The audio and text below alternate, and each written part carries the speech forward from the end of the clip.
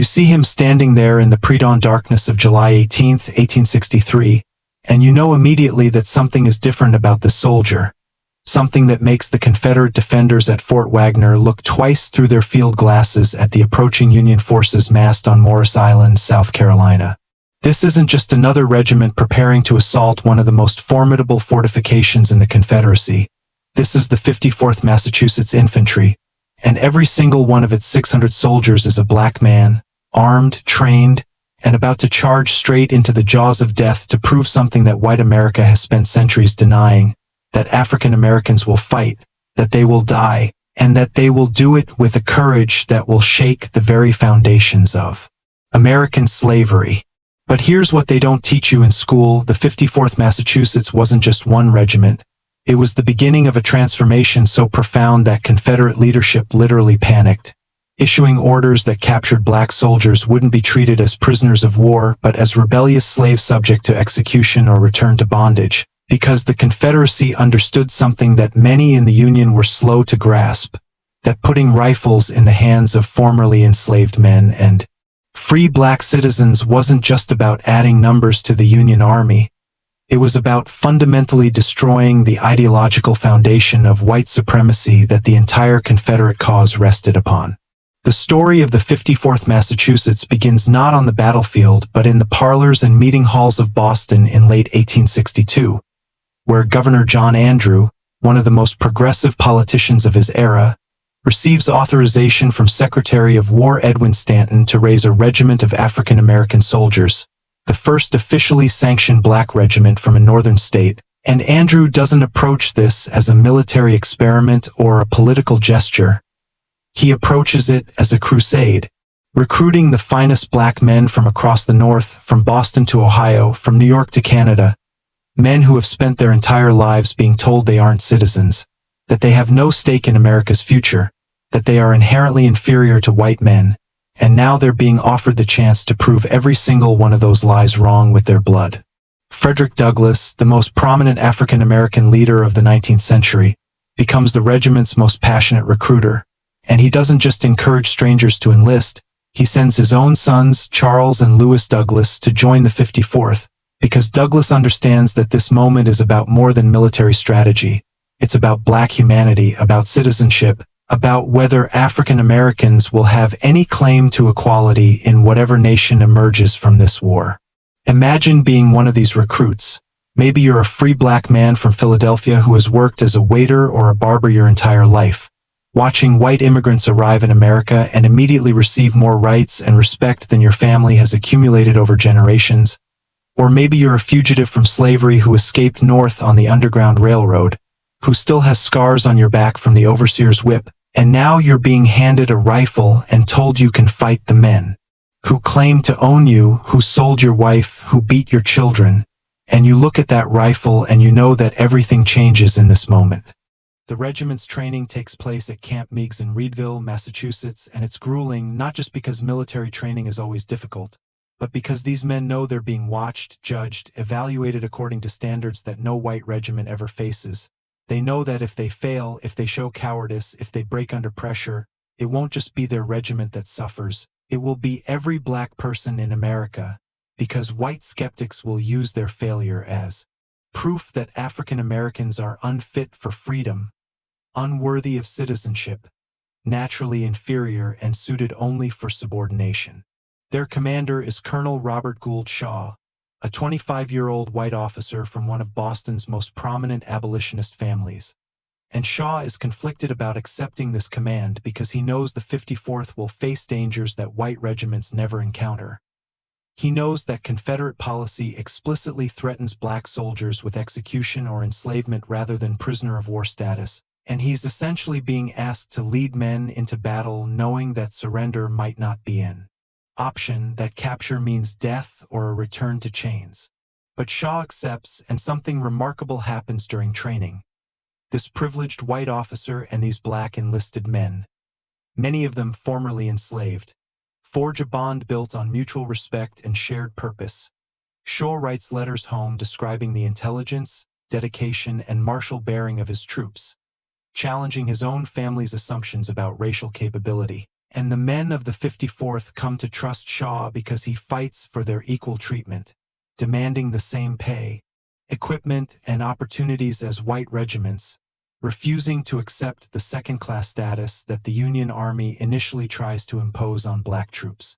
On May 28, 1863, the 54th Massachusetts marches through Boston in a grand review before deploying south. And you need to understand what this moment means. Thousands of black Bostonians line the streets, weeping, cheering, praying, because they're watching their sons, brothers, husbands, and fathers march as soldiers, as armed men in Union blue, and this sight is so revolutionary, so fundamentally challenging to American racial hierarchy that even many white abolitionists struggle to process it, because it's one thing to oppose slavery in theory, it's another thing entirely to accept that black men with rifles might be your equals. The 54th ships south to South Carolina, and almost immediately they face not just Confederate enemy but Union prejudice.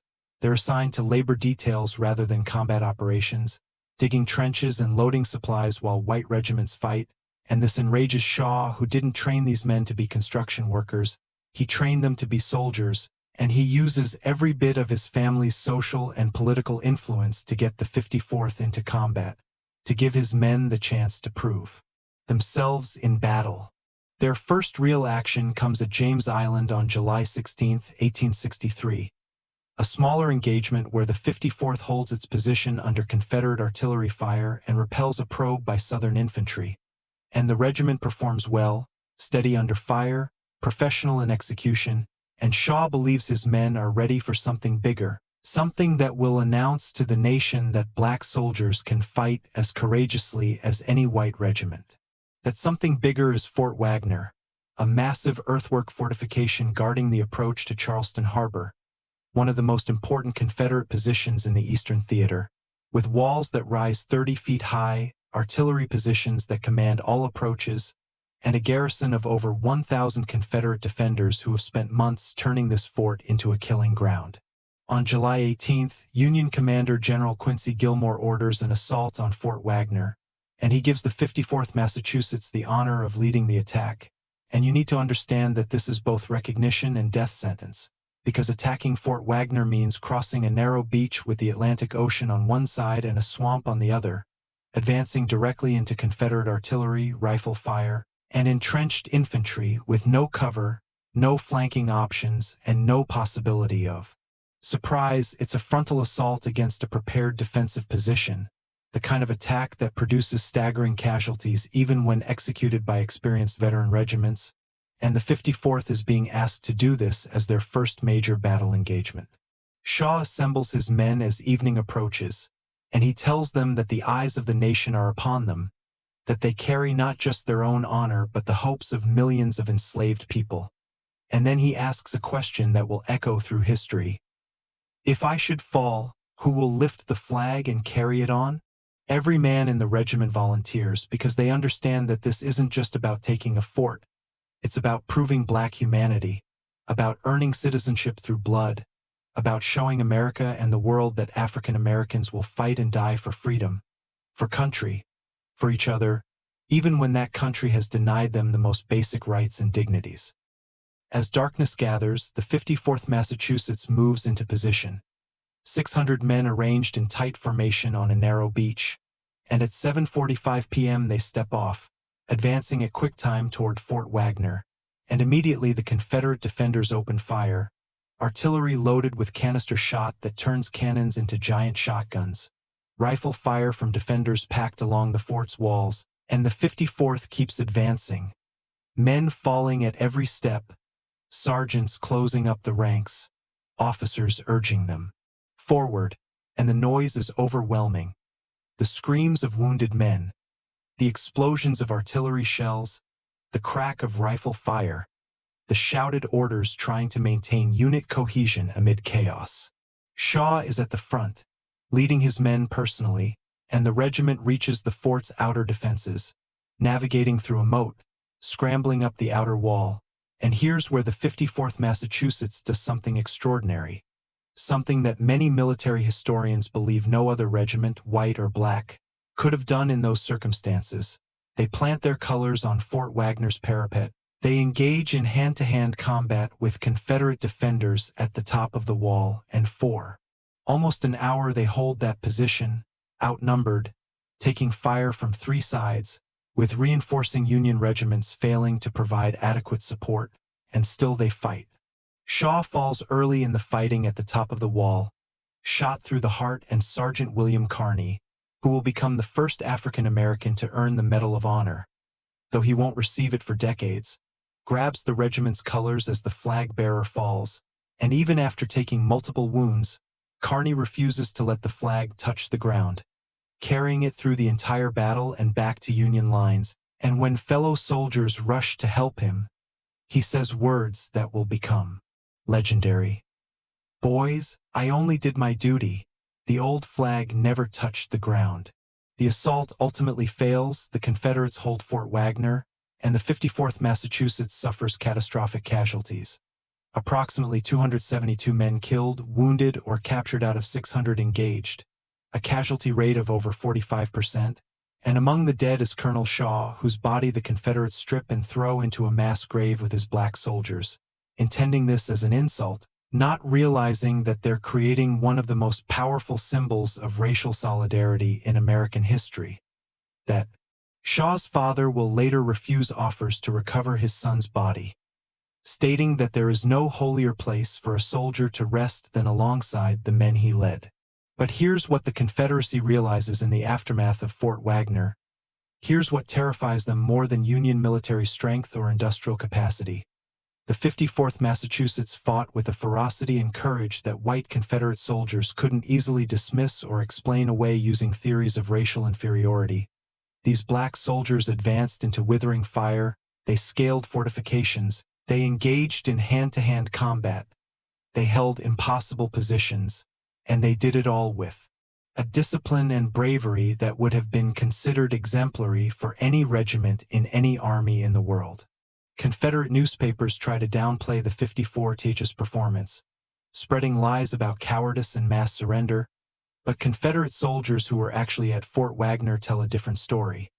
They talk about black troops who fought like demons, who showed no fear, who had to be killed rather than routed, and this terrifies Confederate leadership because their entire social and political system rests on the assumption of black inferiority, on the idea that African Americans are suited only for subordination and labor, and here's undeniable evidence that black men, many of them recently enslaved, can fight as effectively as any white soldiers. The impact of Fort Wagner ripples across the nation. Northern newspapers, even those skeptical of black military service, publish accounts of the 54th's courage. Frederick Douglass uses the battle to intensify recruitment efforts, pointing to Fort Wagner as proof that black soldiers won't just fight. They'll die heroically for the Union cause, and recruitment of African American soldiers accelerates dramatically. By the war's end, approximately 180,000 black men will serve in the Union Army and another 19,000 in the Union Navy, representing nearly 10% of Union military forces, and their service contributes directly to Confederate defeat. But the Confederacy's terror about black soldiers goes deeper than military effectiveness. Confederate leadership understands that every black man in Union blue represents a walking repudiation of slavery's ideological foundations. When enslaved people see black soldiers, they see possibility. They see armed black men commanding respect from white soldiers, earning wages, making decisions, exercising agency, and this vision is more dangerous to the Confederacy than Sherman's army or Grant's strategy because it offers enslaved people an alternative vision of what freedom might look like, and it encourages resistance, escape, and rebellion across the South. The Confederate response is telling. They issue orders that captured black soldiers won't receive prisoner of war protections. They authorize military units specifically designed to intimidate and punish black troops, and at places like Fort Pillow in Tennessee, Confederate forces under Nathan Bedford Forrest, who will later found the Ku Klux Klan, massacre surrendering black soldiers, killing men who are trying to give up, murdering the wounded. And these atrocities aren't aberrations. They're policy designed to terrorize black troops and discourage African American military service. But the strategy fails because black soldiers continue to enlist, continue to fight, And increasingly they fight with a fury born of knowing that capture means death, that surrender isn't an option, that they're engaged in a war not just for the Union but for Black liberation and survival.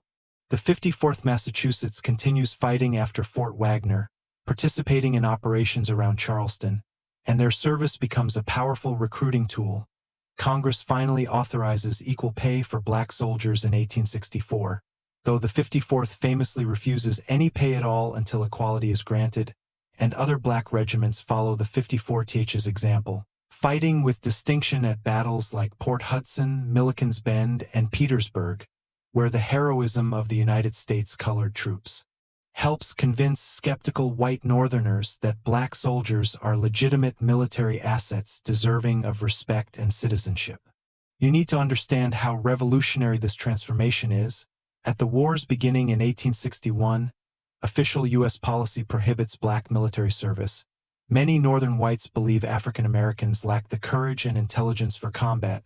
Even abolitionists debate whether Black soldiers would be effective, and the Confederacy builds its entire society on assumptions of racial hierarchy and Black inferiority. But by 1865, Black soldiers are fighting across multiple theaters. They're earning commendations for bravery, they're serving in combat roles alongside white troops, and their service is fundamentally undermining the racist ideology that justified slavery. Because you can't simultaneously claim that Black people are inferior beings suited only for subordination while watching Black soldiers fight courageously, follow complex orders, demonstrate tactical intelligence, and die heroically for their country. The long-term impact extends far beyond the Civil War. The service of the 54th Massachusetts and other Black regiments provides crucial arguments for Reconstruction-era civil rights legislation. Frederick Douglass and other Black leaders explicitly reference military service when demanding voting rights and citizenship protections, arguing that men who fought to save the Union have earned full participation in American democracy.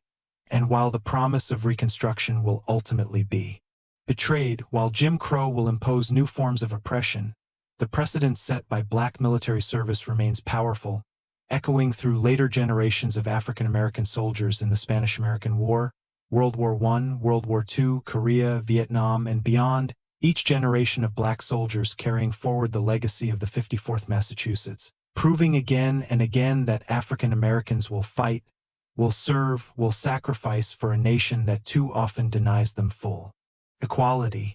The story of the 54th Massachusetts is ultimately about more than military history. It's about the power of courage to challenge ideology, about how Black men forced America to confront the lie of racial inferiority by demonstrating battlefield valor that couldn't be dismissed or explained away, and it's about the price of that proof, because the men of the 54th didn't just risk their lives in the way that all soldiers do, they risked their lives knowing that capture might mean execution or enslavement, knowing that failure would be used as evidence against the humanity of their entire race, knowing that they carried the hopes and futures of millions of enslaved people on their shoulders as they charged across that beach toward Fort Wagner's guns. When you look at photographs of Civil War soldiers today, when you see those stern faces staring out from yellowed images, take a moment to remember that among those soldiers were Black men who fought not just for military victory but for human recognition, who understood that every battle was a battle against slavery and for citizenship, who knew that their courage was their most powerful argument for equality, and who terrified the Confederacy not just because they could fight but because their very existence as soldiers undermined everything the Confederacy stood for, every assumption of racial hierarchy, every justification for bondage, every claim of natural superiority that white supremacy depended upon. The 54th Massachusetts Infantry wasn't just a regiment, it was a revolution, and the Confederacy was right to be terrified, because these Black soldiers were fighting for something more powerful than territory or political control. They were fighting for the radical idea that Black lives matter, that African Americans deserve freedom, citizenship, dignity, and respect, and they proved that idea true with their blood on the ramparts of Fort Wagner and on battlefields across the South, changing America forever and creating a legacy of Black military service and sacrifice that continues to resonate more than 150 years later. Remember their names, remember their courage, remember that when America needed heroes, Black soldiers stepped forward even when America hadn't yet recognized them as fully human, and share their story, because the 54th Massachusetts terrified the Confederacy by proving that freedom is worth dying for and that Black Americans have always been willing to pay that price, demanding in return only the equality and respect that should have been theirs from the beginning.